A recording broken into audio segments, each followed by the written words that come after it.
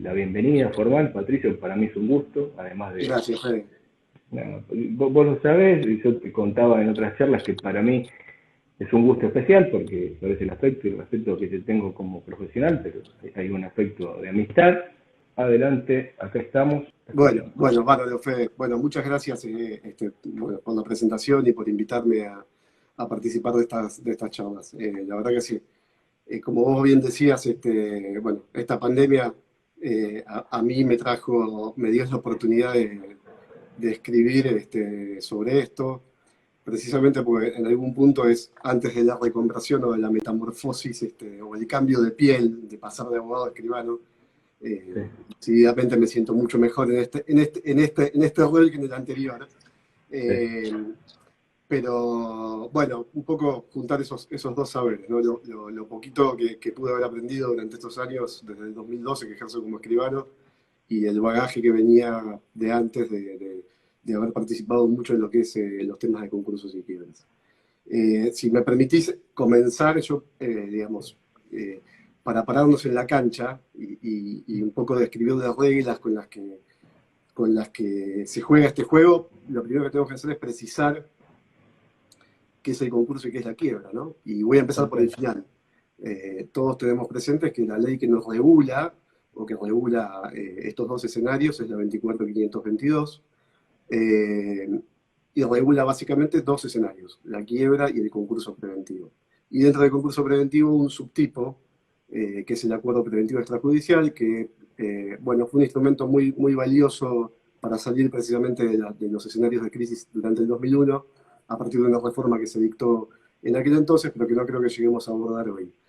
Te decía que empiezo por el final y empiezo por la quiebra. ¿La quiebra qué es la quiebra? La quiebra es, si se quiere, aquello que viene vívidamente a materializar el prenotado o el axioma sobre el cual, que repetimos tantas veces y que, sobre el cual descansa todo nuestro derecho patrimonial, que es que el patrimonio es la prenda común de los acreedores. Bueno, ¿cuándo se verifica eso de modo más tangente? Eh, Precisamente con la quiebra, porque la quiebra supone una suerte de ejecución colectiva. Está bien, donde concurren todos los acreedores, a partir de la declaración, por supuesto, concurren todos los acreedores, pasan por el tamiz de la quiebra, verificación mediante, que después vamos a ver de qué se trata, y participan del producido de la liquidación de los activos. Por supuesto, siempre respetando los privilegios. Ahora, el concurso preventivo es la etapa previa, es la terapia intensiva, es prequiebra, digamos que la ley, o digamos, evolutivamente desde el derecho romano, teníamos la quiebra como una forma de constreñir al deudor a pagar, y como, pero en algún punto se consideró que había más valor en darle al deudor la posibilidad de reconvertir su estado económico del deficitario a superavitario. ¿Por qué, digamos, se le encontró más valor y por qué se legisla sobre el concurso preventivo? Precisamente porque hay muchos intereses en juego, ¿no? Está el interés del deudor de preservar sus activos, está el interés de los acreedores de efectivamente cobrar y cobrar por encima de lo que es un dividendo de quiebra. Tenés el interés Sí. de los trabajadores de preservar su fuente de trabajo, del Estado, de seguir cobrando impuestos, etcétera, incluso de las economías regionales, ¿no? Entonces, desde esa perspectiva, todas las legislaciones a nivel mundial, con sus matices, de acuerdo a la filosofía política y jurídica que impera en cada lugar, tienen legislaciones de concurso preventivo como una forma de evitar la quiebra. Ahora, el concurso preventivo es un juego de manta corta, ¿está bien? ¿Por qué? Porque no alcanza, digamos, precisamente porque parte del supuesto donde no alcanza para todos. Bueno, todos vamos a tener que sacrificar algo para llegar al fin común, que es precisamente lograr que esa empresa, y permíteme, yo hablo mucho del término empresa, pero digo de verdad, tengamos presente que la ley desde la década del 80 aplica tanto al comerciante y a las empresas como a las personas Mm, humanas, ¿correcto? tal Es cual. una Sí. única ley y un único proceso para todos. ¿Mm?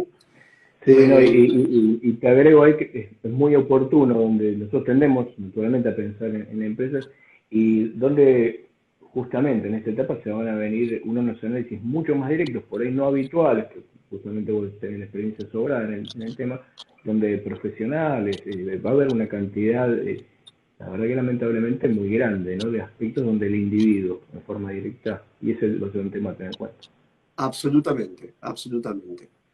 En el análisis de la ley hay 3 o 4 presupuestos que tenemos que tener muy presentes. El primero, o los principios sobre los que se erige la ley, el principio de universalidad, digamos, entendido por esto que afecta a todo el activo y a todo el pasivo del deudor, el principio de concurrencia, nadie va a poder formar parte del procedimiento si no pasa por el tamiz que nos propone la misma ley, que es a través del proceso de verificación de créditos. O sea, yo soy acreedor, pero si no me insinúan el procedimiento y no soy reconocido como tal, pues entonces me voy a quedar afuera. Insisto, concurso o quiebra, para los dos aplica el procedimiento.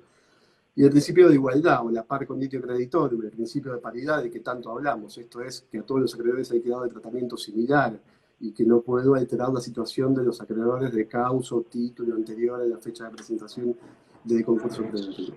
Después hay otros principios, el de inquisitoriedad, que le da al juez y al síndico facultades para indagar, facultades para peticionar, incluso, bueno, ahora lo estamos viendo con el tema Vicentín, por ejemplo, la eventual designación de veedores, de coadministradores en algunos casos, etcétera, etcétera. Eso también deviene como consecuencia de la presentación del concurso.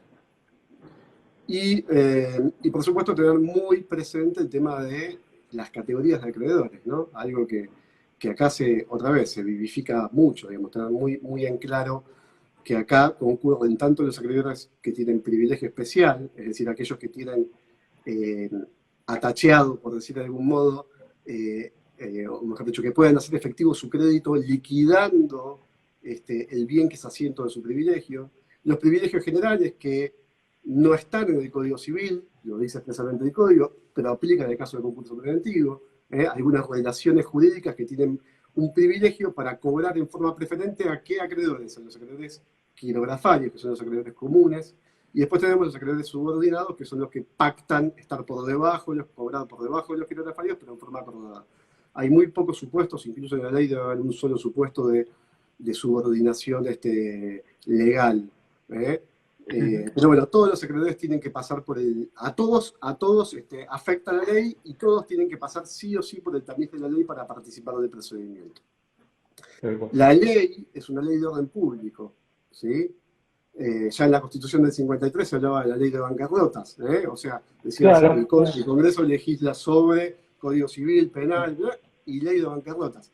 En aquel entonces, bancarrota se entendía dedicada pura y exclusivamente a los comerciantes, ¿no? Y el término bancarrota viene de la época de los estatutos medievales, donde para vivificar que una persona estaba en quiebra se le rompía la banca donde el tipo comerciaba, ¿no? Donde la persona comerciaba. Pero bueno, inicialmente hubo ley de quiebra solamente para los comerciantes, después para personas no comerciantes. Ahora, como te decía, tenemos ley para todos. La misma ley para todos. Y te decía, toda la ley es de orden público, digamos, no hay nada en la ley que yo pueda renunciar o disponer entre partes. Es típico a veces ver contratos donde uno ve en caso de concurso, entonces, entre los acreedores, ¿no? entre los contratantes. En caso de concurso opera tal o cual, o resolvemos de tal modo. No, esto no aplica en la ley de concursos, esas cláusulas son nulas, más en la quiebra. Entonces, ley de orden público, y la otra consideración que tiene la ley es, o el otro aspecto importante de la ley es que confluyen normas de fondo y normas procesales. Y aquellas cuestiones procesales que no están abordadas por la ley están diferidas a los códigos procesales locales. ¿Estamos? Ahora, ¿por qué? Vos un poco lo tocabas, y permitime también abordar este tema. ¿Por qué es importante que los notarios sepamos de la ley de concursos y quiebras? La tengamos presentes. Bueno, por muchas razones. Sabemos que un poco escapamos a estas cosas en los escenarios. Yo creo que es muy oportuno lo tuyo en esta etapa, porque recordamos, nos va a venir el análisis directo. Yo creo que ahí viene justamente este plus que nos vas a dar vos hoy, le escapamos, y bueno, tenemos acompañado esta etapa, es una gran oportunidad en esta crisis, pero disculpa que te haya hecho la interrupción, porque me parece que es la clave de varios colegas, ¿no? Efectivamente, en situaciones de crisis, la aplicación o nuestra exposición a los ribetes de la ley de concursos y quiebras crece en forma exponencial. Pero aún cuando no hubiera crisis, también podemos vernos expuestos, o podemos ver un asesoramiento que tenga una mirada también vinculada a concursos. Muchas veces nosotros analizamos las donaciones y decimos, bueno, las donaciones la miramos vinculada al caso de la sucesión. Bueno, tengamos presente también que la donación, y si sobreviene la quiebra del donante, es un acto ineficaz del pleno derecho. Digo, son cosas importantes que uno a la hora de asesorar tiene que tener presente. Otro caso importante que puede suceder, viene un cliente y nos dice, bueno, tengo esta oportunidad de compra por un precio, estuvo cliente, perdón. Tengo esta oportunidad de compra, la verdad que me lo ofrecen por un precio muy inferior al precio de mercado. Bueno, sepamos que esas cosas, ese tipo de operaciones, sí, por supuesto, si sobreviene la quiebra de la persona que dispone y encuadra dentro del periodo de sospecha, bueno, es un acto revocable, donde yo no voy a tener defensa porque yo no pagué precio de mercado por ese bien. Entonces... Es que este detalle que a veces nosotros tenemos que ver, porque bueno, seamos sinceros, en el trabajo nuestro muchas veces nos vienen con consultas donde el concepto a veces de la ilusión da vueltas, donde nosotros siempre asesorando en el mejor perfil de la labor que nos toca, en cualquier ámbito de la nación, el aspecto tributario es clave, la UIF es clave. Acá viene este otro gran elemento, que a veces lo olvidamos. Yo creo que este es el otro plus que, bueno, entras y así te dejé que vayas tomando agua también, pero dale nomás este tema. Después voy a llegar a eso, pero digo, ahí tenemos un trabajo, si se quiere, de práctica forense o de asesoramiento previo, ¿no? Después nos puede tocar intervenir en actos de disposición durante la quiebra.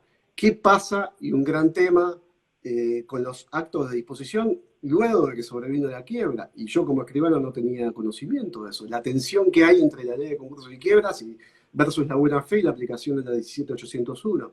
Entonces son temas todos importantes que nos competen. Un boleto de compraventa y un deudor o un vendedor concursado o quebrado. Régimen de vivienda versus quiebra, ¿qué sucede? Digo, son todos aspectos importantes que nosotros tenemos que tener presentes a la hora del ejercicio de nuestra profesión. Ahora, cuando yo, y acá la voy a citar a Agustina, y Agustina dice, no, nunca te autocites, pero bueno, me voy a autocitar, la voy a desafiar en esto. Cuando yo empiezo los cursos de grado, a los chicos les digo, en abogacía les digo, bueno, ustedes vinieron acá estudiando obligaciones, estudiaron contratos, digo, bueno, ¿saben qué? Le digo, nosotros, eso es, ustedes están analizando el derecho en condiciones normales de presión y de temperatura. ¿Está bien?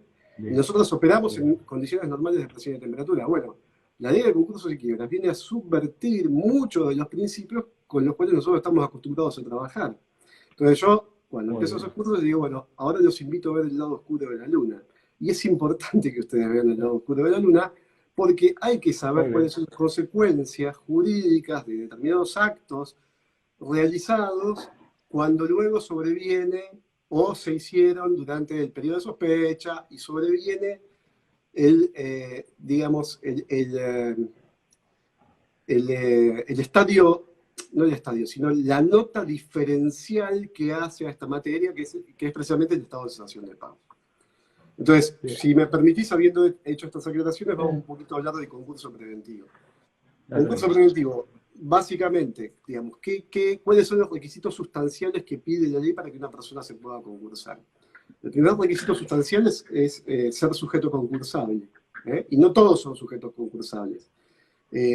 Por definición, todas las sociedades, que es lo que normalmente nos va a suceder, por definición también las personas físicas, como dijimos, sean o no comerciantes, pero el Estado nacional, provincial, municipal no son sujetos concursables, como sí lo son en otras legislaciones. En Estados Unidos, por ejemplo, las haciendas municipales se concursan, pero eso no sucede en nuestro derecho.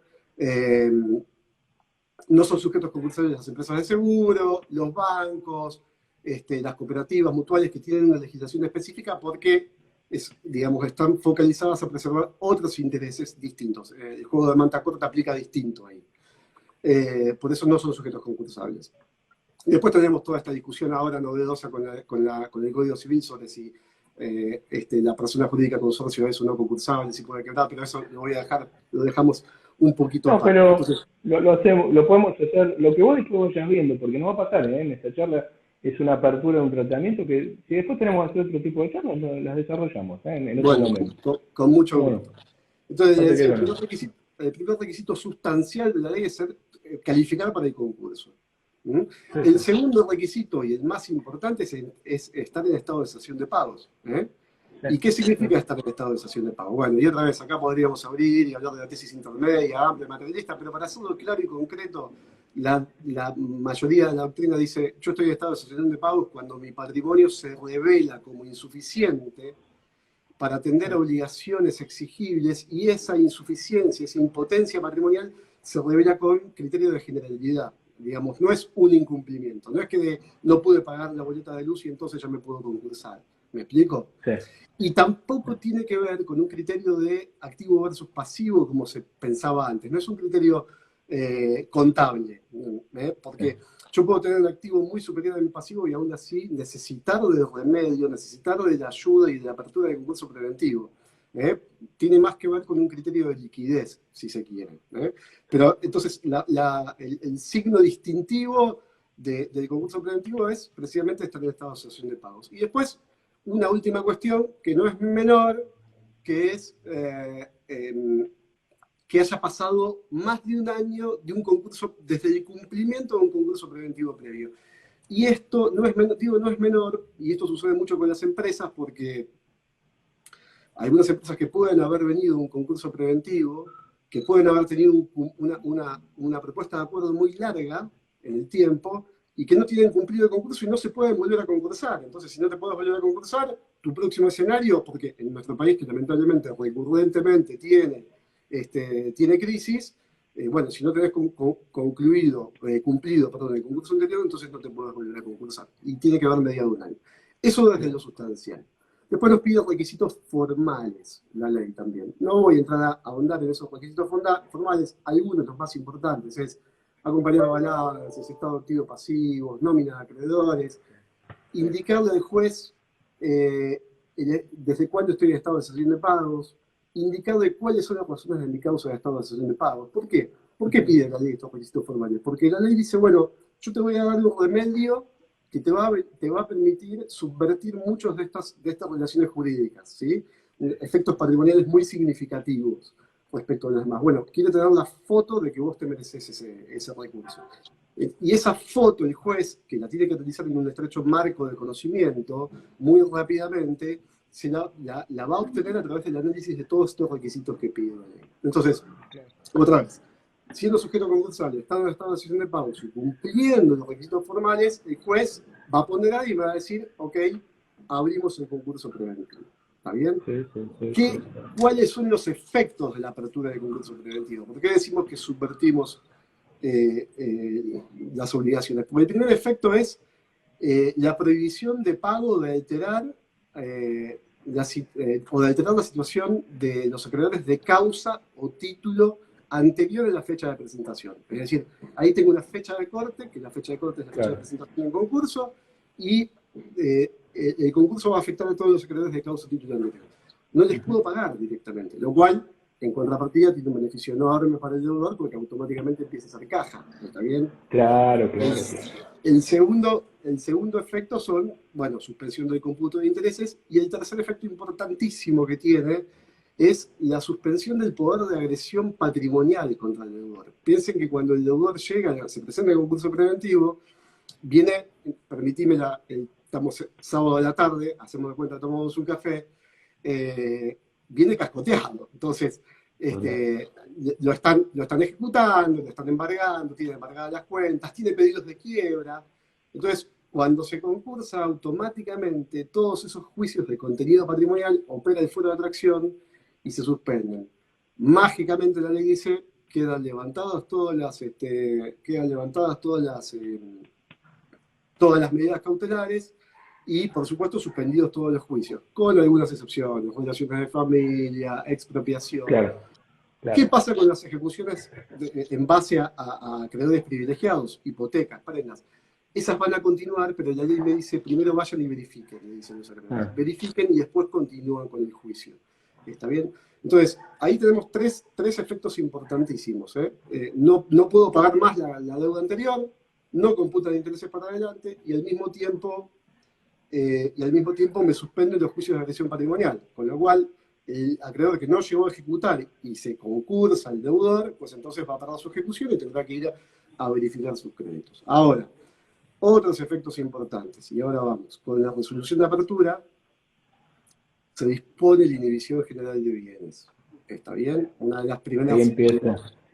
Ahí empiezan los cucos, ¿no? Y ahí empiezan el los certificado. Y te voy a agrandar el cuco, porque el cuco es no solamente la inhibición general de bienes para el deudor concursado, sino en caso de que se trate de sociedades con responsabilidad ilimitada, también importa la inhibición de los socios con responsabilidad ilimitada.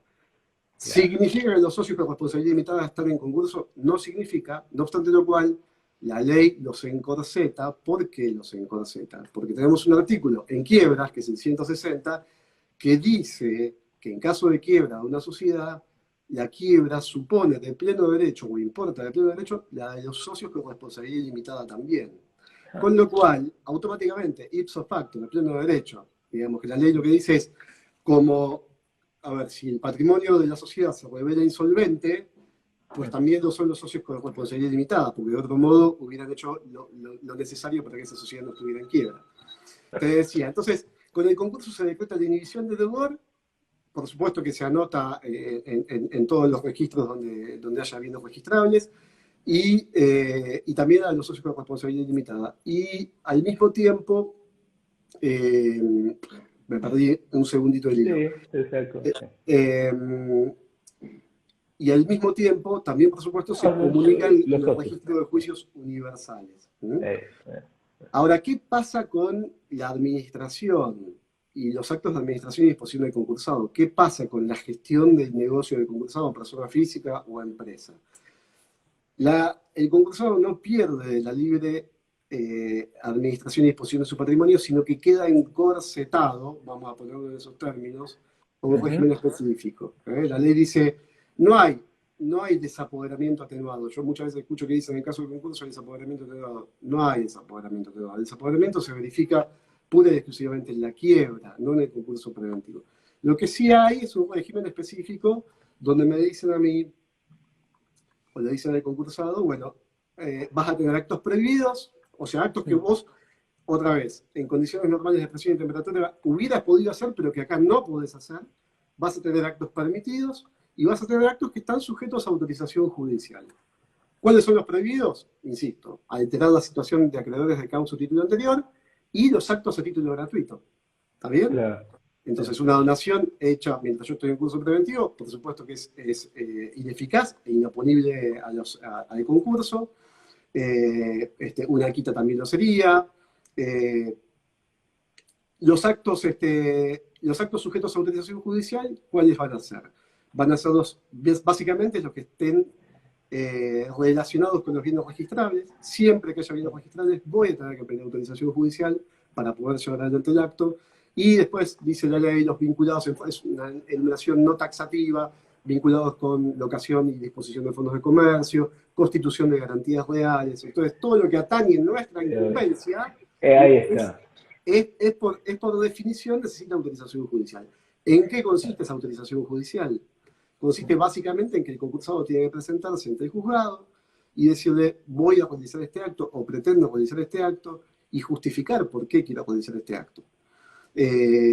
Obviamente, si el juez meritúa, pondera, previa vista al síndico y al comité de acreedores, que es un acto que va a ser beneficioso para el concurso, quiero vender un campo porque quiero invertir en una nueva línea de producción, quiero renovar la flota de vehículos para hacerla más eficiente, quiero cambiar la maquinaria agrícola por una mejor, porque entonces el juez va a ponderar eso y seguramente dará la autorización.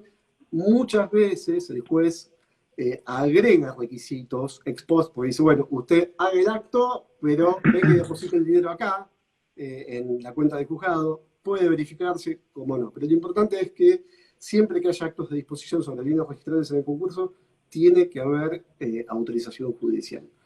Y después tenemos la tercera categoría de actos, que es los actos permitidos. ¿Cuáles son los actos permitidos? Son los que están en están en línea con el giro ordinario del concursado. Para esos actos no necesita autorización judicial.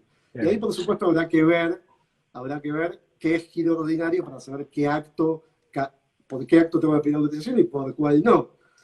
Lo importante es siempre que yo piense, o en caso de duda, siempre yo digo, vamos y pidamos la autorización. Ahora vamos a suponer que el juez da la autorización y yo soy el escribano que tiene que intervenir. Bueno, ¿qué tengo que verificar? ¿Quién viene otorgado de escritura? Bueno, viene el concursado, viene el representante legal del concursado, viene la persona física o viene el apoderado.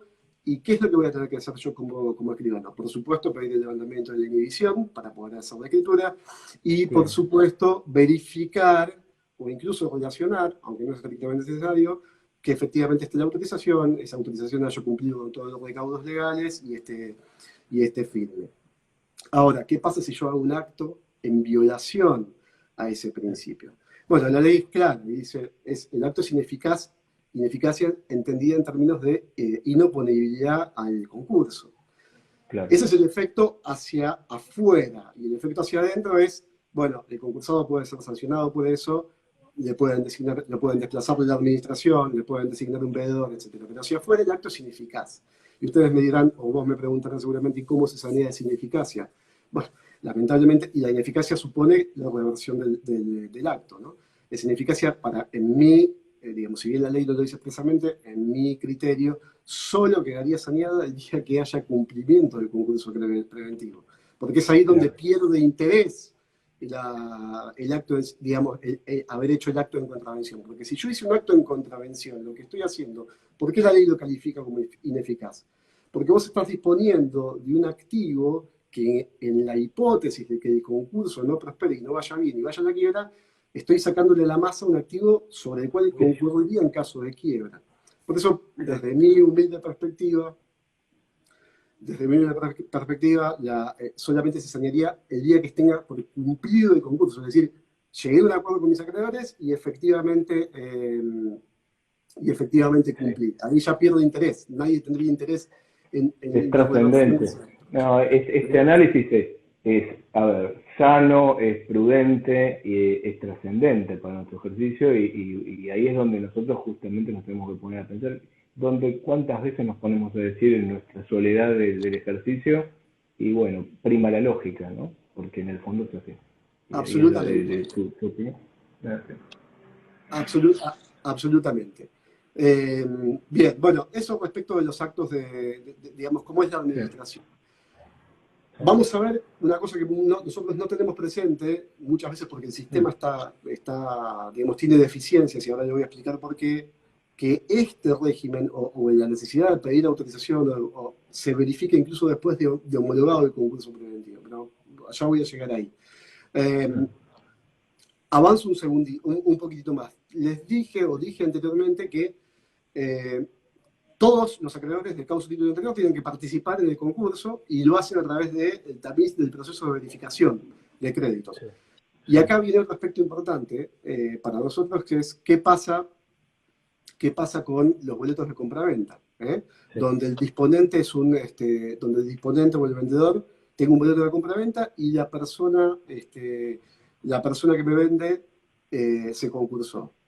¿Cómo quedan mis derechos frente al concurso preventivo? Bueno, yo como acreedor de la obligación de escriturar voy a tener que ir al concurso preventivo, voy a tener que pasar por el tamiz y mi crédito, que es digamos, el reconocimiento de esa obligación, vaya y escriturarle, tiene que ser reconocida, pasar por la opinión del síndico y por la aprobación del juez.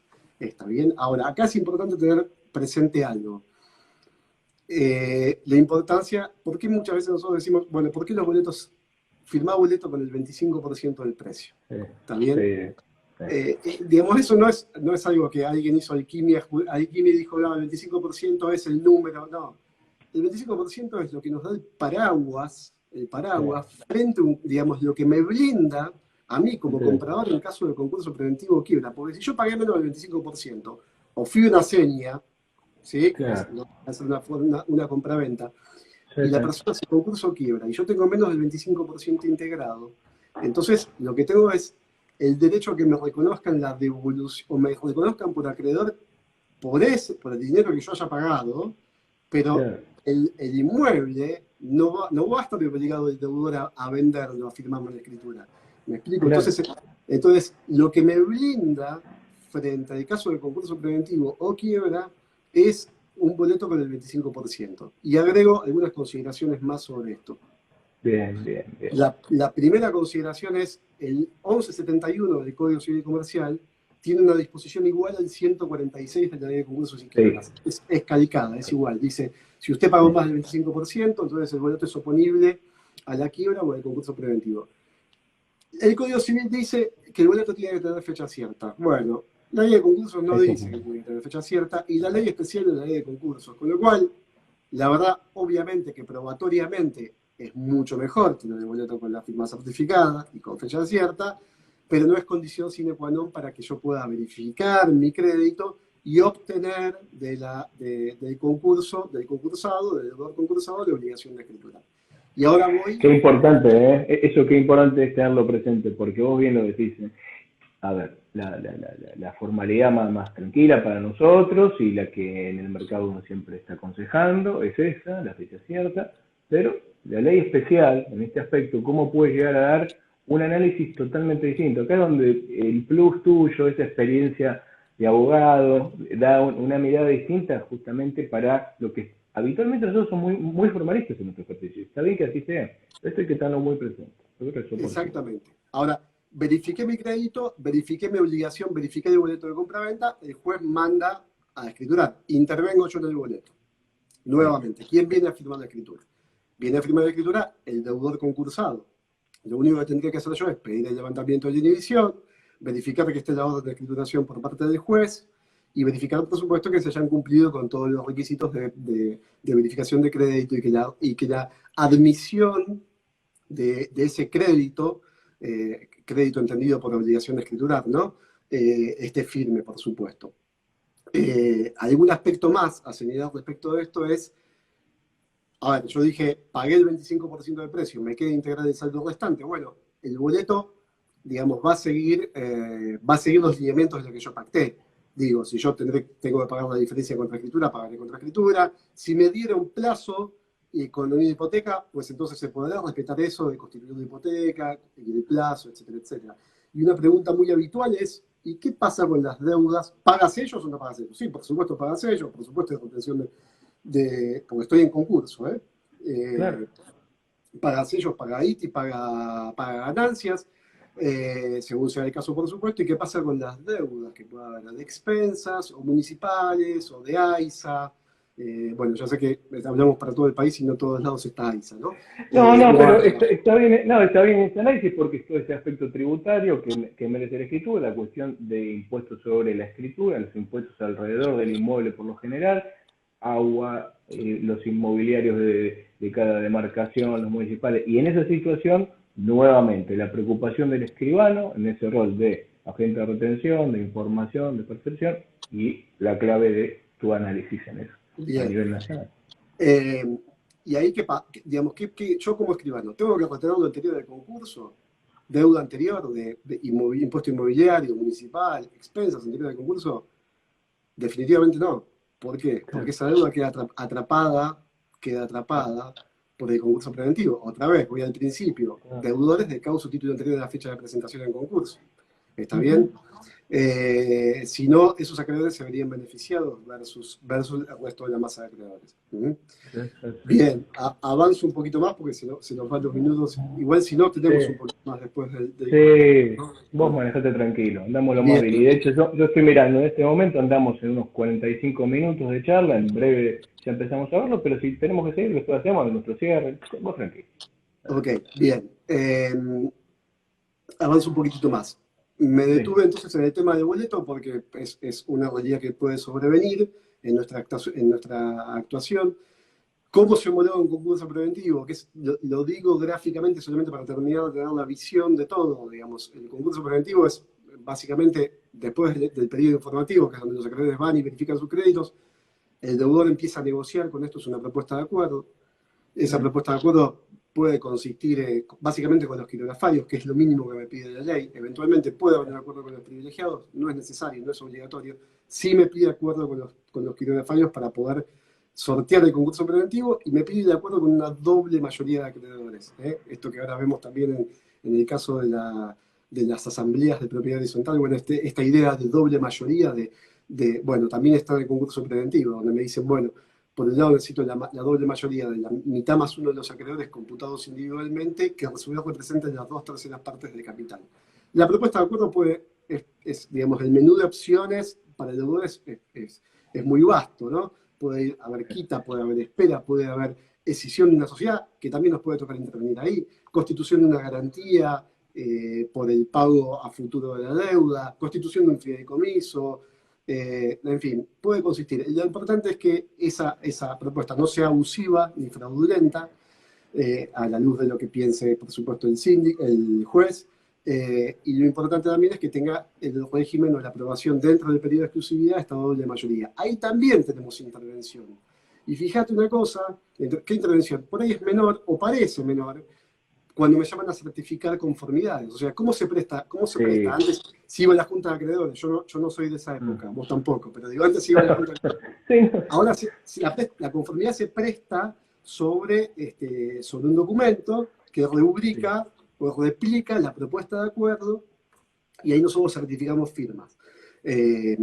Y fíjate también qué importante que es, a veces, como pasa desapercibido, que una de las causales de impugnación del concurso preventivo que puede dar lugar a la declaración de quiebra es que haya un error en la representación del firmante de la conformidad. O sea, vienen, me impugnan un error en la certificación y si de resultas de eso no llego a la mayoría, el deudor puede caer en quiebra. Digo, esto es algo muy menor. Un tema que parece menor, sí, no. Pero, digo, es un detalle que por ahí viene bien tenerlo presente.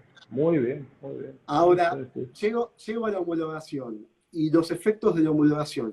Hice el acuerdo con mis acreedores, tengo la doble mayoría, el juez aprueba, homologa el concurso preventivo. Y ahí se derrama la magia del concurso. ¿Cuál es la magia del concurso? La magia es, además de todos los efectos iniciales, esto es la suspensión de los juicios, la magia es que se aplica a todos los acreedores, hayan votado o no hayan votado, entre comillas, hayan conformado o no el acuerdo, o sean acreedores disidentes, o hayan venido después a verificar su crédito, o sean acreedores tardíos. Y la otra magia es la innovación. O sea, yo entré al concurso siendo acreedor de X obligación y salgo del concurso con la propuesta homologada y a mí me van a pagar en moneda de concurso, en moneda de acuerdo. Una moneda muy distinto a aquel título con el que yo vine. Algo que me olvidé decir, que me parece importante decir, es en el tema de la verificación de créditos, que también viene bien para el boleto, el concurso trae una abreviación de plazos de prescripción. Digamos, obviamente todos sabemos que cada obligación tiene un plazo de prescripción que es connatural, llamémoslo de algún modo. El concurso preventivo achica el plazo de prescripción y dice, tenés hasta 2 años. Pasado eso, y podés ir tardíamente al concurso, pero pasados esos 2 años, si no verificaste, te opera el plazo de prescripción. ¿Está bien? Claro. Eso es porque la ley lo que quiere es cristalizar el pasivo a un plazo determinado. Si no, lo tendríamos abierto por 10 años. No, es bueno recordarlo, muy bien, muy bien. Y ahora voy a un tema que por ahí tampoco lo tenemos tan presente, pero que es importante saberlo. Mi esposa me dice, anda más en el notarial, me manda el WhatsApp y me dice, me regaña hasta por ahí. Y voy un poco más. Hay que escuchar a Agustín, ¿no? Muy bien, muy bien. Para los que no saben, también es escribano. Con lo cual somos escribanos consortes. No sé cuántos hay a nivel nacional, pero somos 24 horas solos. Yo empecé como escrito de ella, pero después si me divorciaba me quedaba sin nada, entonces por eso concursé. De ahí el concurso. Por eso concursé. Entonces ahora cada uno tiene su registro, las macanas en el protocolo son todas mías. Bueno. Uno creería que te independizaste, pero bueno. Tal cual. Bueno, dicho esto, una vez que se homologa, ¿qué pasa con el régimen de administración y disposición? Deja de aplicarse. Ahora, aquel del que hablamos de actos sujetos a autorización judicial o no. Ahora, algo muy importante que tenemos que tener presente es,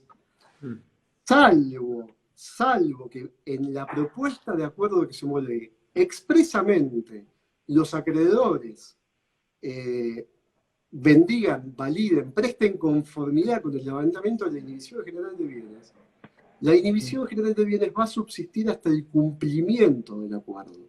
¿Estamos? Sí, Y si subsiste hasta el cumplimiento del acuerdo, naturalmente voy a tener que pedir autorización judicial para levantar la inhibición general de bienes y realizar un acto de disposición posterior a la homologación. ¿Está bien? La mayoría de los acuerdos traen como consideración, o traen dentro de su plexo, dicen, los acreedores prestan conformidad con el levantamiento de la inhibición, el juez homologa la propuesta, levanta la inhibición y así continúan dando el deudor mientras va cumpliendo su acuerdo. Cumplimientos que a veces pueden durar años, 5, 8, 10 años, de acuerdo a las cuotas, etc. Ahora, si nada se dice, la realidad es que no tengo el régimen de actos prohibidos, sujetos a autorización judicial o permitidos, pero tengo la inhibición. Y ahí viene una problemática adicional. ¿Cuál es? La mayoría de los registros pierde, digamos, la medida decretada pierde vigencia a los 5 años. Estamos de acuerdo, salvo Córdoba, que anota por concursos y anota por quiera. Entonces, yo me puedo encontrar otorgando un acto con una persona que está en etapa de cumplimiento en el concurso preventivo y que, por supuesto, a mí como escribano no tengo, por supuesto, obligación de ir al registro de concursos universales a ver si la persona está concursada o no. Y cuando pido inhibición me sale que no tiene ninguna inhibición. Y sin embargo, estaba en etapa de cumplimiento del concurso preventivo. Sí, la verdad que el avance de la tecnología en esto vendría muy bien. Vos fíjate, por ejemplo, que el registro de automotores, ¿no? Está integrado. Entonces yo traigo una medida y la conozco automáticamente en todos lados con independencia de donde esté el registro seccional. Pero no pasa lo mismo a nivel registro de la propiedad, no pasa lo mismo a nivel registro de juicios universales, etcétera. Con lo cual, ahora después voy a abordar un tema que es la problemática de qué pasa con los actos de disposición luego de que sobrevino la quiebra, y ahí vemos que va a haber un vacío y una tensión muy importante entre lo que es la buena fe y lo que es la aplicación de la ley de concursos y quiebras. Cierro el capítulo concursos diciendo, volviendo sobre el tema, la diferencia entre el cumplimiento y la conclusión del concurso. El concurso concluye como tal, técnicamente, la conclusión es cuando ya se ejecutaron todos los actos necesarios para empezar a cumplir. ¿Qué significa esto? Si la propuesta de acuerdo importaba una decisión, pues entonces cumplir con la decisión. Si era emitir obligaciones negociables, poner a disposición de los acreedores las obligaciones negociables. Si era capitalizar, hacer el aumento y entregar las acciones. Si era constituir un fideicomiso, ahí también tenemos intervención. Vos fíjate, está bien, son raros los casos, pero yo puedo hacer a título de qué, a título de cumplimiento del concurso, digamos, a título de concurso preventivo, transmito a un fideicomiso. Digo, esa es la etapa de conclusión. Digamos, el concurso se concluye como tal cuando yo pongo a disposición o ejecuto todos los actos y dejo en condiciones de empezar a cumplir. Que muchas veces es solamente el pago, no tengo que hacer nada. Pero digo, el juez decreta el cumplimiento, la conclusión y cesa el régimen de administración que teníamos bajo el concurso preventivo y subsistirá o no la inhibición y la obligación de pedir autorización judicial para levantar la inhibición, etcétera, y llevar adelante actos de disposición posteriores. Y por supuesto que, digamos, compete al síndico y al juzgado mantener vigente la inhibición general de bienes, porque si el cumplimiento es por 10 años, o durante 10 años, y en el año 3 tuve 2 años de concurso, 2 años y medio de concurso, y el año 3, mejor dicho, 3 más 2, al año 5 caducó la medida, pues entonces yo ya no tengo inhibición vigente, por lo menos yo como escribano no la voy a poder ver. A mí me ha pasado algunas veces de no tener inhibición vigente, digamos, no constado de inhibición, pero cuando voy a liquidar deuda de ARBA me pone deuda en concurso preventivo. Bueno, nada, luz amarilla, no puedo escriturar. Bueno, pero mira, qué alerta tan importante, donde sigamos en ese análisis, estamos a nivel nacional. El pedido de una deuda, que puede ser en alguna demarcación obligatoria, en otro no. Por ejemplo, nosotros en la provincia de Buenos Aires transitamos por devoluciones desde obras sanitarias de la nación, luego Aguas Argentinas, luego AISO, aspectos que sí, en un momento dejaron de ser una obligación, ahora lo vuelve a ser. Y cómo ese alerta y esa labor, si se quiere, de buena práctica que tenemos en general, porque a veces el escribano dice, bueno, no es indispensable, no es obligatorio, pero hace a la buena fe contractual, a la buena negociación, salta una alerta que además beneficia no solo al acto escriturario, a ese acto profesional, sino al mismo profesional y la trascendencia que tiene, y como también no hay que dejar de lado, decir, bueno, no me salió en el certificado, avancemos. A veces son elementos que nos tenemos que autoconvencer de la seguridad jurídica que tenemos que dar para toda la sociedad, ¿no? Absolutamente, absolutamente. Por eso donde yo, digamos, vea alguna vinculación o potencialidad con un caso de concurso preventivo anterior, aunque el concurso esté embolagado y a mí se me disparó la alarma, por Sí. alguna otra razón que no venga por la inhibición, bueno, mi obligación profesional es ir y compulsar los antecedentes, ¿no? Para ver dónde estoy parado y si el acto que voy a otorgar puede eventualmente ser ineficaz e inoponible al concurso o no. ¿Sí? Sí, Ahora, sí. y esto durante toda la etapa de cumplimiento del concurso. Durante la etapa de cumplimiento, ¿el cumplimiento qué es? Es el efectivo cumplimiento de la propuesta de acuerdo. El día que pagué la última cuota, ¿está bien? Ese día se verifica el cumplimiento del concurso y terminé con el concurso preventivo. ¿Está bien? Vamos a la quiebra. Por Sí. supuesto que sí, vamos a la quiebra y ya entramos a analizar varias cuestiones de la quiebra. La quiebra, presupuesto totalmente distinto. La idea no es ya salir andando, sino, lamentablemente, propender a la liquidación de los bienes. O sea, el signo distintivo acá es el desapoderamiento y la incautación de los bienes. ¿Sí? ¿Quién, digamos, a diferencia del concurso preventivo, la quiebra, ¿quién la puede pedir? El propio deudor, que no la pide en la mayoría de los casos, y sí la pueden pedir los acreedores. No pueden pedir los acreedores la formación del concurso preventivo. En legislaciones como la italiana sí lo pueden, pero en la nuestra no. La nuestra, la quiebra la pide o el deudor, pocos casos, o los acreedores a través de un instituto, que es el instituto del pedido de quiebra. El pedido de quiebra en sí mismo, tengamos presente que muchas veces es un uso desviado del pedido de quiebra, porque muchas veces se usan para, digamos, poner al deudor contra la espada y la pared, porque el sentido del pedido de quiebra es demostrar que la persona está en estado de cesión de pagos, no es cobrar la deuda. O sea, el juicio connatural al cobro del cheque será su juicio ejecutivo, no el pedido de quiebra. No obstante, muchas veces se verifican pedidos de quiebra como una forma de mucho más rápida, expeditiva y menos costosa de obligar o constreñir al deudor a que pague. Sí. La quiebra puede ser directa o indirecta. ¿Cuándo es directa? Cuando no sobreviene como consecuencia del fracaso de un concurso preventivo. Ahí es directa, quiebra directa. Y hago esta disquisición. ¿Por qué hago esta disquisición? Porque la quiebra directa permite la conversión en concurso preventivo. Me decretan la quiebra y la ley me da un periodo de 10, no me acuerdo si son 10 días, para convertir y decir, bueno, vamos al concurso preventivo. Bien. La quiebra indirecta sobreviene como consecuencia del fracaso de un concurso preventivo, sea porque no obtuve las mayorías, sea porque no cumplí el acuerdo. ¿Está bien? Claro. Entonces me manqué, entre comillas. En Sí. el pago de una cuota me decretan la quiebra y no puedo volver atrás presentándome en concurso preventivo.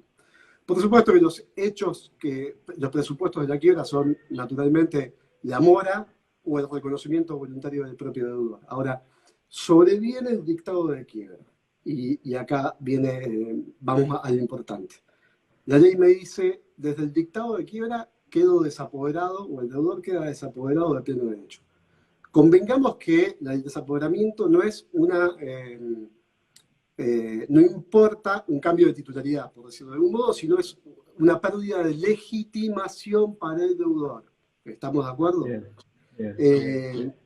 Entonces, quedo desapoderado de pleno derecho. ¿Qué significa eso? La ley dice, no puedo hacer actos de administración, no puedo hacer actos de disposición, y son ineficaces también los pagos que haga como deudor o que reciba como deudor. Y ahí viene la gran laguna que tenemos, y acá sí, el gran cuco que tenemos, que es, ¿y qué pasa si yo hago un acto de administración, de disposición, luego de la quiebra y yo efectivamente no me enteré de la existencia de la quiebra? Tal cual. ¿Por qué? ¿Por qué digo esto? Porque la ley es muy clara en el sentido de que el desapoderamiento opera desde el momento del dictado de quiebra, aún con prescindencia de que se haya notificado el propio quebrado. claro. Y la forma de hacer pública la quiebra, es a través de la publicación de edictos, igual que en el concurso preventivo. Ahora, entre que se decreta la quiebra y se publican los edictos, sobreviene un plazo. ¿Está bien? Es más, puede pasar que los edictos se mandan a publicar en la jurisdicción donde se decreta la quiebra y se trate de actos de disposición en jurisdicciones distintas donde no se manda a notar la quiebra en los registros de concursos universales, donde por supuesto que la quiebra importa también la inhibición, se dicta la inhibición y se comunica en los registros, pero me decretan la quiebra en Buenos Aires y tengo un campo en Córdoba, y no se comunicó la inhibición en Córdoba, y no se publicaron edictos en Córdoba, y hay un acto de disposición en Córdoba. ¿Qué hacemos? Bueno, y acá está la gran tensión otra vez, Sí. entre lo que dice la ley, que dice es ineficaz de pleno derecho el acto dispositivo, y la 17801 y la buena fe. Y en el fondo la seguridad jurídica de las transacciones. Esta tensión entre la ley que dice quiero preservar los activos que no sean vendidos o dispuestos, porque con esos activos los voy a liquidar y le voy a pagar a todos los acreedores, porque decreté la quiebra, y la tensión contra el comprador o el cliente de buena fe que no pudo de ningún modo enterarse de que efectivamente estaba en quiebra. Es más, hasta el propio deudor pudo no saber que le habían decretado la quiebra y haber hecho un acto de disposición. Y vos tener los certificados limpios para poder escriturar. Sí. Bueno, permitime decirte, mal que me pese, y yo estuve en algún punto de los dos lados del mostrador. Por eso es bueno escucharte. Que los comercialistas, y en particular los concursalistas, digamos, y la jurisprudencia mayoritaria, hacen pie en que el acto es ineficaz. ¿Está bien? Del otro lado, tenemos, por supuesto, las posturas más notarialistas que dicen, no, a ver, si yo digamos, si los certificados estaban bien, si los edictos no habían sido publicados, que el edicto presupone un conocimiento ficto o erga omnes y oponible a todos, pues entonces el acto tiene que ser válido. Hay alguna jurisprudencia, claro, en algunos casos la jurisprudencia se ha encontrado cómo justifico, digamos, realmente, en este juego de tensiones, de bienes tutelados, el bien tutelado por la ley de concursos y el bien tutelado por la 17801. Y la buena fe nuestra como escribanos y del adquirente, etcétera, ha habido casos donde el juez fue llamado, el síndico de la quiebra pedía volver para atrás con el acto de disposición, ejecutado, insisto, después de la quiebra, y el juez se encontró con decir, espera, decretamos la quiebra, no estaba notificada, no estaba comunicada la división, no estaban publicados los edictos.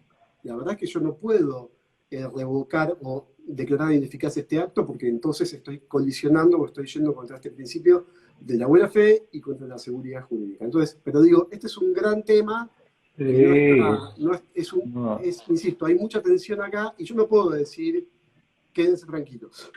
Ahora, lo que sí puedo decir es, yo como profesional, si yo no tuve ninguna alerta, como profesional, con independencia si finalmente prospera una acción de ineficacia para que vuelva atrás ese acto, yo como profesional estoy más que tranquilo, más que cubierto.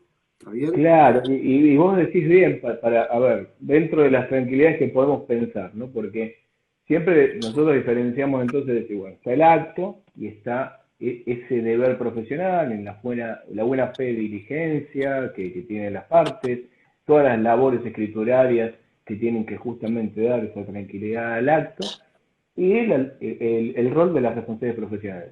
En un punto, bueno, ahí viene el juego del derecho, en pleno, y nosotros que tenemos que tener siempre presente esa labor profesional, lo más prudente y lo más prolija que corresponda para estos detalles, porque lo que vos bien decís es lógica de vuelta. No nos vamos a quedar tranquilos, pero está bueno también tenerlo bien presente, porque es el momento donde empiezan a cruzarse todas las preguntas, ¿no? A ver, es una cuestión, en algún punto, para nosotros escribanos y para el comprador también es invencible. ¿Se entiende? Sí, porque no puedo hacer, no tengo forma de preservar el acto, no tengo forma de blindar más el acto. ¿Está bien? Pero hacemos todo lo posible, que eso también es bueno dejarlo bien expreso, ¿no? Porque Exacto. la cantidad de labores, pusiste un montón de ejemplos en tu exposición hoy, la cantidad de labores que vamos desarrollando nos dan bastantes zonas de alarmas posibles. Entonces también eso es un buen elemento.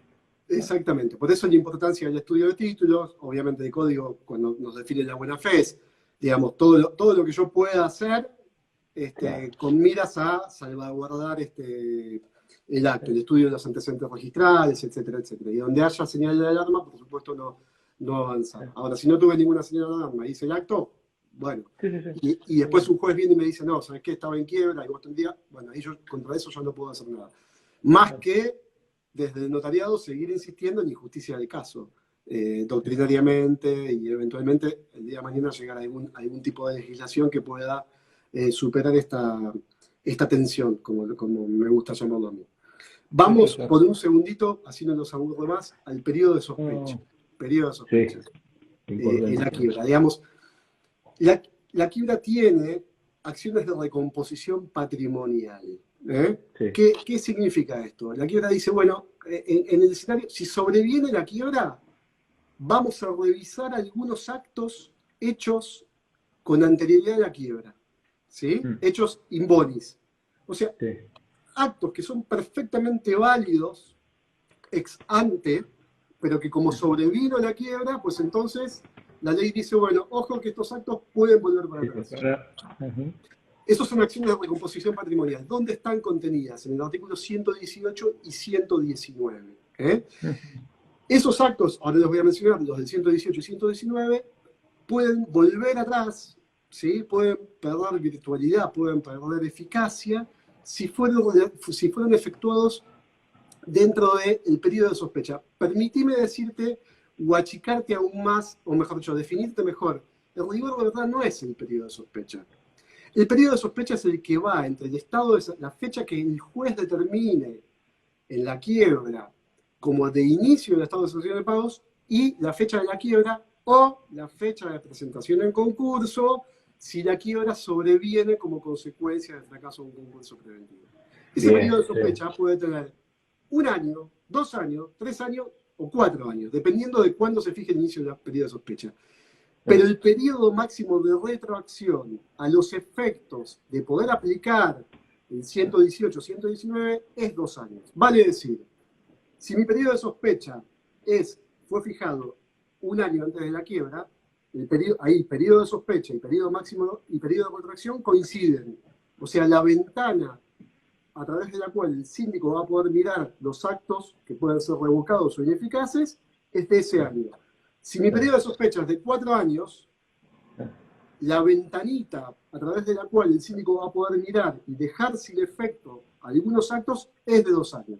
O sea, cuando se extiende más allá, el periodo de sospecha va más allá de 2 años, el periodo máximo de retracción a los efectos de estas acciones es de 2 años. Y si es menor, coinciden uno con otro. ¿Está bien? Ahora, vuelvo para atrás. ¿Qué es lo que dice la ley? 118. Me dice, son ineficaces de pleno derecho. Por supuesto que hace falta la declaración del juez, ¿no? Pero son ineficaces de pleno derecho los actos a título gratuito, por eso vuelvo sobre el punto de las donaciones, que las miramos a la luz de las sucesiones. Pero, a ver, un día vino un cliente y me dice, estoy mal económicamente, voy a donar las propiedades. O viene la sociedad y dona, por supuesto que no puede, ¿no? Pero quiero donar, bueno, ¿sabés qué?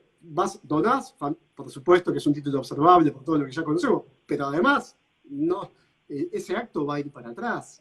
Va a ir para atrás porque es un acto ineficaz de pleno derecho por esta acción de recomposición patrimonial del 118. ¿Está bien? Totalmente. Son 3 casos taxativos.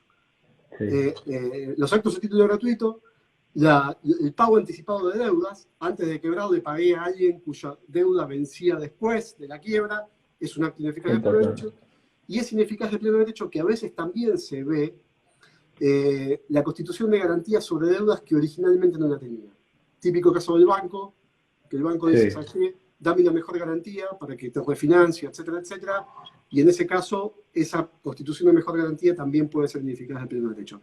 En esos 3 supuestos, aun cuando el acto en sí mismo, cuando yo lo otorgué, no había quiebra, no había nada, sobreviene la quiebra y el acto es ineficaz, va para atrás. Y ahora vamos al 119. Para todo lo demás existe Mastercard, dice, ¿no? La publicidad. Bueno, para todo lo demás tenemos el 119. ¿Qué es lo que dice el 119? Dice, para todos los demás actos que sean perjudiciales para la masa, pueden ser revocables por conocimiento del estado de cesación de pagos. ¿Está bien? Sí. Todos los otros actos, compra-venta, dación en pago, constitución de hipoteca, siempre que hayan sido perjudiciales para la quiebra, aunque hayan sido totalmente válidos en el momento de la otorgué, si sobreviene la quiebra y entran dentro del periodo de sospecha y fueron perjudiciales para la quiebra, el acto puede ser revocado. Ahora te voy a decir cómo. ¿Cuáles son las defensas que tiene el adquirente? La primera es demostrar, porque dice, si usted conoció el estado el periodo, si conoció el estado de cesación de pagos. La primera es demostrar que no tuve conocimiento del estado de cesación de pagos. Obviamente ahí, a ver, a la luz de quién sea el adquirente o la relación que tenga con el disponente, es que voy a estar más expuesto o menos expuesto.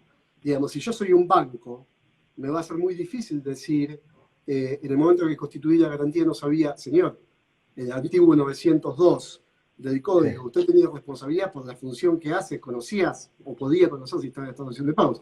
Ahora, si yo soy una persona del común que contrata con una persona, no tenía por qué saber que el señor tenía deudas por doquier.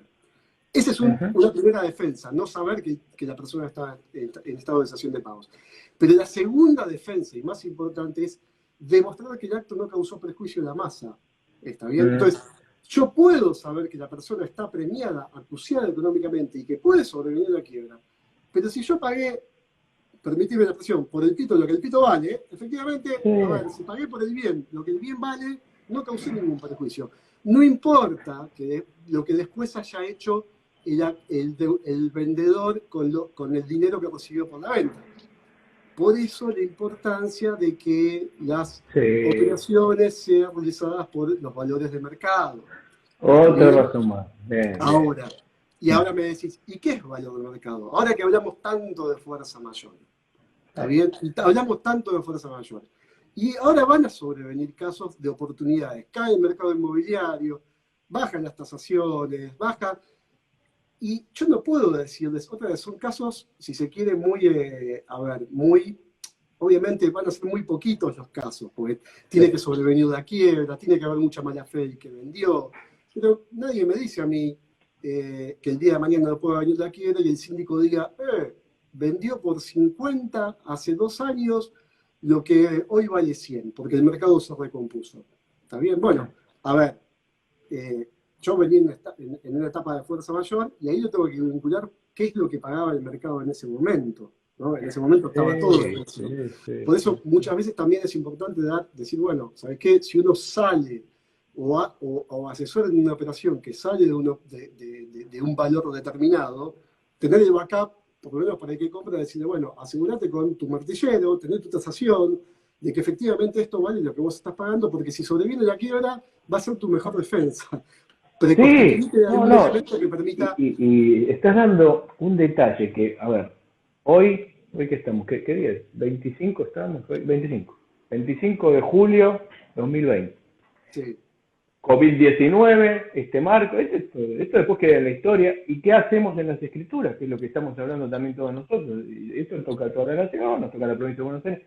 ¿Cómo va a ayudar ese título cuando cuente un poco esos detalles que por ahí no son indispensables en nuestra etapa anterior, pero sí para el futuro, dentro de 10 años?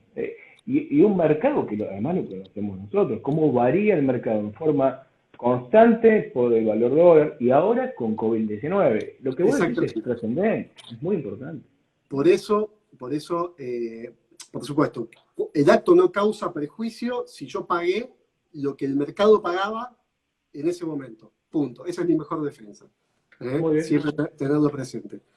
Y después también hay otras acciones, o mejor dicho, también está la acción revocatoria ordinaria, porque yo puedo revocar actos que no estén dentro del periodo de sospecha, ¿está bien? Que no estén dentro del periodo máximo de retracción, también los puedo revocar, pero ahí la ley me pide demostrar el fraude, el concilio defraudatorio entre el deudor y el acreedor, con lo cual es mucho más difícil. Puedo ir más allá del periodo máximo de retracción, pero tengo que demostrar el dolo. Sí. Permitime decirte algo más y con esto te cierro el tema y avanzo a otro tema que también me importa.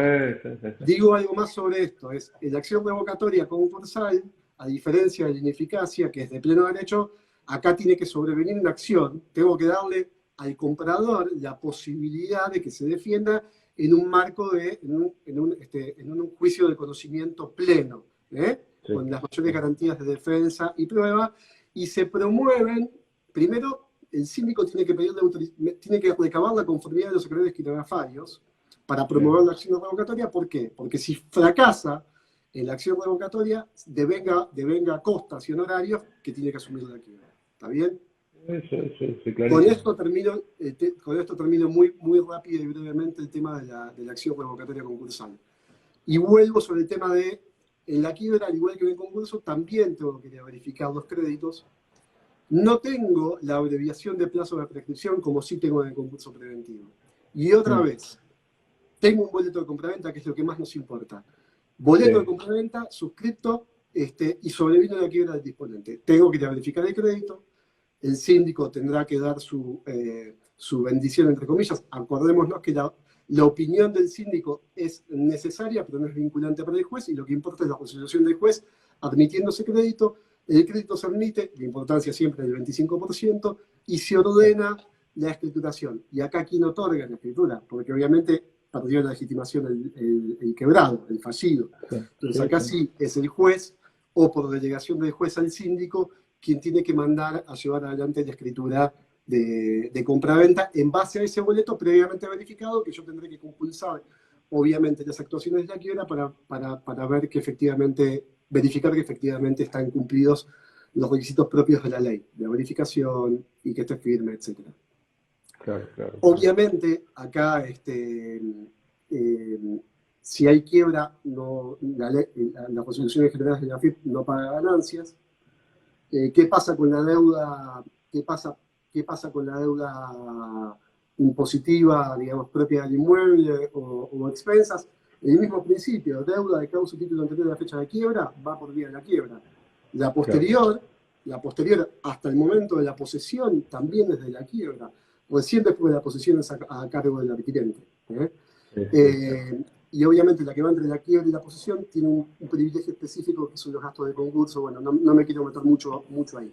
Lo importante es, si tengo boleto de compraventa y el disponente quebró, ir a verificar, puedo hacer la escritura, a la escritura tendrá que venir el juez, mejor dicho, la tendrá que suscribir el juez porque perdió la legitimación del fallido, o en su caso el síndico. Y bien, eso en cuanto a la verificación. Eso es bien práctico, te agradezco que hagas énfasis en eso porque es lo que nos puede llegar a pasar en cualquier momento y es donde tenemos que estar bien alerta. Así que gracias, Pato, por esa parte. Bien.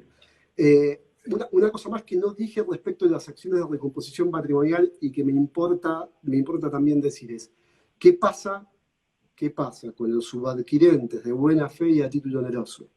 Es decir, el deudor fallido A le vendió a B, B le vendió a C. ¿Está bien? Subadquirente de buena fe y a título oneroso está bendecido, cubierto por el paraguas del 392. ¿Está bien? No importa que después haya sobrevenido la quiebra. Y que sea revocable el primer acto. El segundo buenísimo acto, ese punto porque hasta, bueno, para vos además está decirlo, siempre hemos charlado sobre a quién respetamos tanto como es Natalia Echegaray, todos nosotros, el afecto que tenemos, y lo bien que siempre nos habló de todos estos aspectos del boleto de compraventa, y se nos viene el ejercicio, ¿no? Boleto y las sesiones de los boletos y todo este proceso, cómo también entra en escena, ¿no? Seguramente. Absolutamente. Bien, muy bien. Absolutamente. Bien, tranquilo. dos temas más y ya no los aburro más y los dejo ir a disfrutar. Va buenísimo. Un tema que a mí me encanta y del cual yo fui muy crítico en cómo está la ley, incluso publiqué un artículo sobre eso, y que me lo publicó quien fue mi jefe durante muchísimos años, que fue Héctor Alegría, donde yo planteaba la inconstitucionalidad. Es la extensión de quiebra. ¿Sí? Porque, a ver, nos puede tocar muy tangencialmente, pero siempre, otra vez, luz amarilla, siempre teniendo presente en la cabeza. La extensión de quiebra sobreviene respecto de personas que no es el deudor principal en dos casos. artículos 160 y 161. ¿Qué me dice el 160? Lo que ya te anticipé. Esto es, la quiebra de una sociedad importa la de los socios con responsabilidad ilimitada.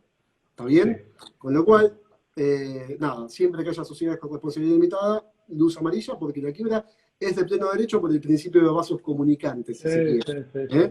Bueno, Ahora, el bueno. 161 aborda Mm. tres supuestos que la doctrina calificó inicialmente como de sanción, ¿sí? Y me dice, se extiende también la quiebra en tres casos. El caso de cuando uno dispone de los bienes de una persona como si fuesen propios y en fraude de los acreedores, típico caso de vaciamiento, ¿está bien? Sí, sí, sí. El segundo caso es cuando hay un abuso de control. Permitime decirte que el 172 de la ley de concursos dice muy claro, ojo, que haya grupo no significa que va a haber extensión de quiebra, sino que se tiene que verificar el tipo, porque la verdad que el 171 es muy asimilable a los tipos legales del derecho penal. Si se verifica lo que dice el 161, que es el abuso de control, el desvío indebido del interés social en beneficio de la No. controlante, y la Ah, ley dice, las situaciones de control no son las de la ley de sociedades, son las de la ley de concursos. ¿Y ah, cuándo hay situación de control para la ley de concursos? Cuando yo directamente formo la voluntad social o asociado con otro, los dos formamos, o los tres formamos la voluntad social, desviamos, dice indebidamente la ley, no sé cuándo hay un desvío debido, pero bueno, desvío indebido del interés social en beneficio del controlante. Ahí también hay extensión de quiebra. Y el último caso es cuando hay confusión patrimonial inescindible, que es cuando hay un manejo promiscuo entre dos o más personas de sus activos y de sus pasivos. En esos casos ah. sobreviene la extensión de quiebra. ¿Y por qué? ¿Por qué es importante tenerlo presente? Bueno, primero porque alguna vez puede pasar que venga algún requirente y plantee una situación donde ve un escenario feo para adelante y dice, bueno, yo quiero sacar de la sociedad tal o cual, tal. Bueno, ¿saben qué? Por supuesto que esto tiene que ser operaciones genuinas, nada simulado, etcétera, etcétera. Pero además, digamos, puede caer eventualmente en un caso de extensión de quiebra también. Ni hablar Sí, si hay sí, sí. confusión patrimonial o si hay abuso de control. ¿Por qué fui muy crítico? Dos breves líneas. Porque la idea de la extensión de quiebra, que a veces se hace un uso desviado también de la extensión, los síndicos promueven extensiones de quiebra para capturar un pez gordo atrás de la quiebra, que les permita, con la extensión de quiebra, si efectivamente no hay punto intermedio, si yo te encuentro responsable, te decreto la quiebra. Como te Sí. decreto la quiebra, digamos, se forman dos masas separadas, se liquidan los activos de las dos quiebras para cancelar los pasivos de sus respectivas quiebras y lo que sobre en un quebrado se aplica a cancelar el saldo impago del quebrado principal. Y entonces muchas veces se hace un uso desviado del instituto con vistas justamente a tratar de atraer a la quiebra a otras empresas. A veces Claro, se claro, hace un claro. uso extorsivo de la extensión de quiebra. No, Ahí me imagino la agudeza que habrás tenido en casos, se me viene a la mente de sí, que habrá tal sido. cual. Pero yo he tenido oportunidad de intervenir en casos realmente de empresas muy grandes donde les querían extender la quiebra a raíz de, no sé, de un club social del cual que compartían Sí, el nombre. O sea, casos. ¿Y sí, en sí, dónde qué sí. pasa? Donde juegan a cara o cruz. Porque, insisto, si te encuentras responsable, te decreto la quiebra. Entonces es como que no hay punto intermedio. Qué va. Bueno, da para otra charla, no los voy a No, extender. seguro, no, no, no. Vam- No dudes, no dudes, que los temas que vos ya hayas visto, lo vamos a hacer. Está muy bueno, bien, está muy bueno. vamos al último tema, o a los últimos dos temas que me importan, que también tienen vinculación con la actividad notarial. Bueno, y que nos van a venir ahora, seguramente más casos, qué pasa, digamos, cómo se liquidan los bienes de la quiebra y qué actividad tengo yo como escribano o potencial actividad tengo yo como escribano Sí, en relación a esos actos de disposición. Bueno, la ley, ¿qué es lo que dice? El activo se liquida básicamente de tres maneras. Se liquida la empresa comunidad, ¿sí? De dos maneras. La empresa comunidad o la liquidación de bienes en forma singular, ¿sí? sí. ¿Cuándo se vende la empresa comunidad? Dice la ley, empresa comunidad o algún establecimiento. específico. Como pensemos en alguna empresa que pueda tener, yo insisto, hablo de empresas, pero esto aplica a personas jurídicas, personas Sí, sí, físicas, claro, también, claro. no personas Muy humanas. bien. Sí, sí. Pero digo, cuando el juez y el síndico opinan que pueden obtener, maximizar el precio a obtener vendiendo la empresa comunidad, pues entonces tratarán de vender la comunidad y no desagregadamente o atomizadamente los activos, cada uno por Sí, separado. Ahí van a intentar vender la empresa comunidad. Y si no, que se da en el 99% de los casos, se van a vender los activos en forma individual o en forma singular. Si se vende la empresa comunidad, la empresa se puede vender, o un establecimiento de la empresa, se puede vender o se liquida a través de la licitación o a través de un mecanismo de subasta. ¿Está sí, bien? sí, sí. Y ahí abro dos cuestiones, licitación y subasta. ¿Por qué? ¿Dónde tiene intervención el escribano? Si dentro de esa empresa comunidad se transfieren inmuebles, pues entonces ahí me van a llamar a intervenir a mí para que haga qué. Si fue una subasta, intervendré haciendo una escritura de transcripción de actas. ¿Está bien? Bien, Si fue una bien, subasta. Aplica claro. código procesal local y haré la escritura de transcripción. Si es una licitación, acá también hay opiniones doctrinarias encontradas. ¿Está bien? Algunos dicen es escritura de transcripción de antecedentes y otros dicen es escritura venta o escritura de otorgamiento.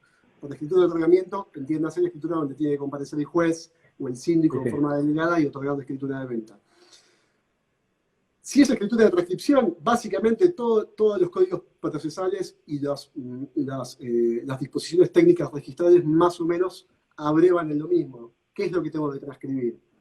El auto que ordena la subasta o la licitación, el auto que aprueba, el auto que tiene por pagado el precio y el auto que da cuenta de la entrega de posesión. Eso es lo que yo tengo que relacionar. ¿Sí? ¿Y por qué decía que hay una disquisición en esto? Porque parte de la doctrina dice, si hay una licitación, se puede hacer relación de antecedentes o escritura acta, y parte de la doctrina dice, no, es venta. Yo creo que es venta, tuve algunas dudas en su momento, pero me he convencido de que es venta, pero aún así, si hubiese una escritura de transcripción en un caso de licitación, yo no observaría ese título. ¿Sí? Y no Mira, lo bien. observaría porque además, por ejemplo, nuestro registro tiene una DTR donde dice esta relación de antecedentes o de transcripción de antecedentes aplica tanto a la subasta como a la licitación. Entonces, en aras de bonificar a los títulos, si esto viniera de una licitación y la licitación no fuese una escritura de otorgamiento, sino una escritura transcripción, por decirlo de algún modo, yo no reputaría observable ese título. Pero siempre que sea llamado a intervenir en una subasta de una empresa o de un bien singular, aplico código procesal y la DTR del registro que Del corresponda, lugar. pero que básicamente va a tener estos cuatro requisitos. Insisto, la auto que ordena, que es la declaración de quiebra, básicamente, Sí, sí. el auto que aprueba la venta, la subasta, el auto que tiene por pagado el saldo de precio, o el precio, perdón, y la entrega de posesión. Que es tan práctico que siempre nos pasa, que comúnmente antes llamado, correctamente sigue transcripción, la protocolización que se llamaba, y qué bien que hace este análisis para los estudios de títulos, porque justamente son elementos que van agudizando, pero después tenemos que dar la bonificación, ¿no? Exactamente. ¿Qué pasa con las deudas? También preguntas, ¿pagas sellos? ¿No pagas sellos? Pagas sellos. Ahora, obviamente el sello, como sabemos, es por mitades. Bueno, el impuesto de sellos que le corresponde al quebrado es un gasto de conservación y de justicia, con lo cual prioritariamente tiene que atenderse con el producido de la venta de ese bien, con lo cual me tendrían que dar el pago del impuesto de sellos. Paga ITI, paga ganancias. Ganancias no paga porque la resolución general, en caso de que aplique ganancias, la resolución general de la FIP me dice en caso de quiebra no hay ganancias, tengo que tramitar el certificado de no retención en caso de quiebra. ¿Y paga ITI? Sí, paga ITI. Y en el caso, en caso de ITI tendré que pedir también los fondos en la quiebra y como es un gasto de conservación y de justicia, el juez tendría que darme el dinero y si no me lo da, seré agente de información y ahí cerraré mi intervención. ¿Y qué pasó con la deuda anterior en el caso de la subasta?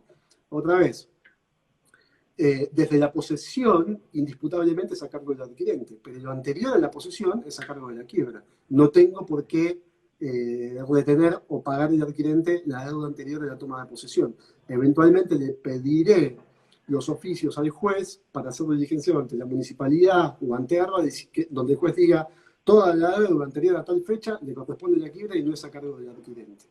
¿Estamos? Importantísimos, y ahí, bueno, con la salvedad obvia que el cambio del régimen del ITI y de acuerdo a los tiempos en la semana. Bueno, sí, esa salvedad, sí, tener el impuesto celular, etc. Sí, tal cual. No, pero es tal cual, ¿no? Más que es clarificado lo que decís. Y después tenemos el otro supuesto de la venta directa. ¿Está bien? La ley, déjame decirte una cosa más.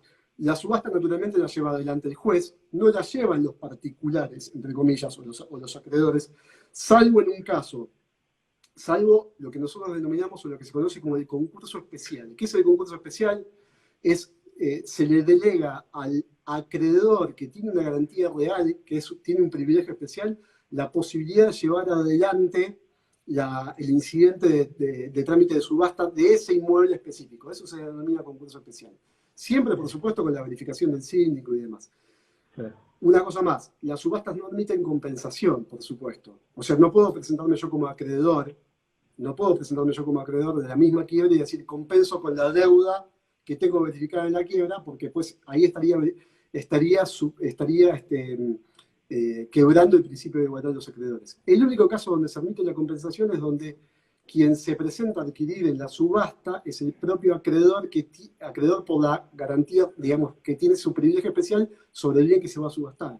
¿Se entiende? Porque con el producido de ese bien se le va a pagar a él mismo. Entonces ahí no estoy violando el principio de igualdad con nadie.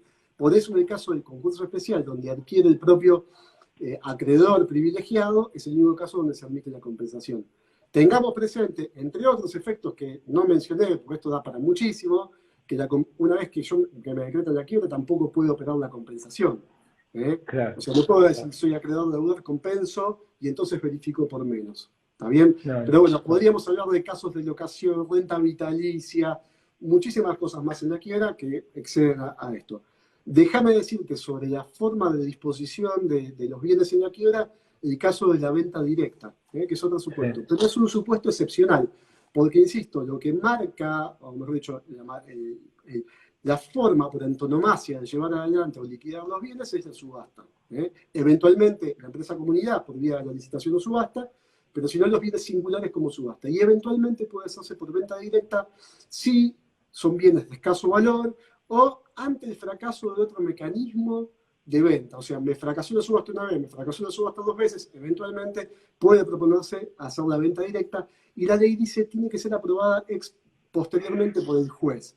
Yo me permito, si yo tuviera que intervenir en una venta directa, nunca la haría si no tengo la previa aprobación judicial. Por más que la ley me diga tiene que ser aprobada ex post. Sí, porque si el juez no me la aprueba ex post, vuelve todo para atrás. En el caso de escritura de venta, en el caso de venta directa, obviamente salimos del formato escritura-transcripción y vamos al formato escritura de otorgamiento. Y escritura de otorgamiento es juez o eventualmente el síndico por delegación del juez. ¿También? Y por supuesto, lo dicho ya, con las deudas, impuestos de sellos, ITI, ganancias, etc. Siempre con esto, solo para tener ¿cómo concluye la quiebra? Una vez que se liquidan todos los bienes, se hace un informe final, se distribuye a prorrata entre los acreedores, respetando los privilegios, en el caso de privilegios especiales, y una vez que se distribuyó todo, se clausura el procedimiento. Hay un supuesto en la quiebra, que es la clausura por falta de activos, que es el único supuesto de la ley, en donde la ley dice si el activo del quebrado no alcanza para cubrir los gastos del concurso, pasen las actuaciones en la justicia criminal para que intervenga la justicia criminal respecto de esa quiebra. Es el único supuesto que queda. Digamos, ya no hay vestigios ya no hay calificación de la quiebra. Antes se calificaba en fraudulenta o en culpable, y en función de eso había más o menos, la inhabilitación era mayor o menor. Ahora ya no tenemos esa calificación. Uno quiebra, la ley supone porque los negocios fueron malos, ¿está bien? No porque uno haya sido, porque uno haya sido, o se presuma que haya fraude. El único caso que queda es la clausura por falta de activos, donde directamente no se lleva adelante la liquidación y se pasa a la justicia criminal para ver si hubo la comisión de algún delito. Lo cual es irrazonable también, porque pensemos en los negocios de pocos activos, un kiosco, por decir algo, donde naturalmente no tiene activos para liquidar, no alcanzan a cubrir los gastos de la quiebra, y no por eso yo voy a presumir que hubo una defraudación. ¿Me explico? Totalmente. Cierro. Otra forma de determinar la quiebra es por avenimiento. Es la única forma acordada que nos da la ley. O sea, la quiebra puede terminar en forma acordada con los acreedores. ¿Cómo termina? Por avenimiento. ¿Qué es el avenimiento? Cuando vienen todos los acreedores, unanimidad de acreedores y prestan conformidad con el levantamiento de la quiebra. Ahí también intervengo certificando la firma en el acuerdo de avenimiento.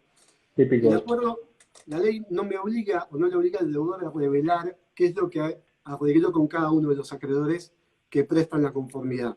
¿Está bien? Y ahí no tiene que respetar de igualdad.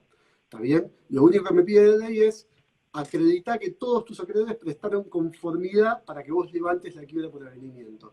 La particularidad del avenimiento es que no vuelve para atrás todos los actos de liquidación que se hayan hecho entre la quiebra y que se consiguió el avenimiento. Con lo cual los actos liquidatorios quedaron ahí, digamos, vivificados o perfeccionados. No vuelven nunca para atrás. Y por supuesto también la quiebra concluye por pago total en caso de que alcancen los activos para cancelar todo el pasivo. Ultimísimo tema y ya los libero. La quiebra importa la inhabilitación también. ¿De quién? Del deudor.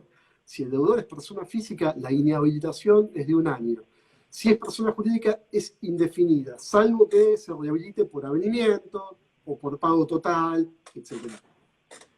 Y también importa la inhabilitación de quiénes, de los directores, de los gerentes, que no van a poder ser factores, apoderados, integrar nuevas sociedades durante el plazo de 1 año que rija respecto a ellos ese plazo de inhabilitación.